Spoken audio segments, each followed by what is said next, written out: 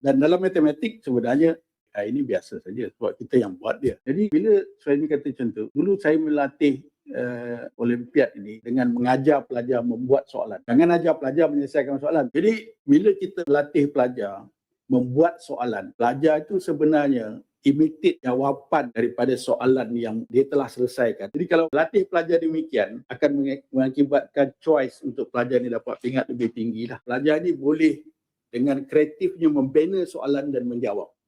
Sebab semua soalan matematik pada peringkat antarabangsa dibuat secara kreatif. Sistem dia memilih soalan adalah kita buang soalan yang dah biasa kita berlatih. Buang tinggal 30. Buang lagi tinggal 6. Jadi bila AI boleh jawab 6 soalan ini, dan lebih-lebih kalau dia boleh jawab soalan 3 dan soalan 6, dia boleh jawab 3 dan 6. Maksudnya AI itu sudah berlatih untuk menjawab soalan yang dibina secara kreatif oleh manusia. Ini sebenarnya adalah macam seorang bayi. AI akan nampak pada fasa dia tengah belajar tu. Contohnya anak kita, kalau kita bagi dia makan ayam yang dalam dia ada tulang dan kita beritahu tu tulang tak boleh dimakan, dia akan analogikan tulang yang tidak boleh dimakan dan daging yang boleh dimakan kepada semua benda. Kalau dia makan roti, dia buka, ayah kenapa pula tulang ni lembek? Sebab dalam ada jam kan, kenapa tulang dia boleh makan? Dia confused. Dalam ayam ada tulang tak boleh dimakan, dalam roti ada jam tapi jam boleh dimakan. Dia kat situ dia akan baiki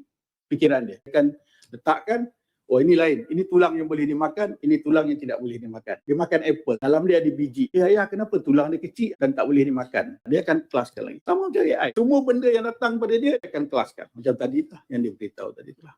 Dia ada simple pembelajaran lah. Dan dalam matematik sebenarnya AI ini biasa saja sebab kita yang buat dia. Jadi kita sepatutnya lebih sedar daripada dia lah.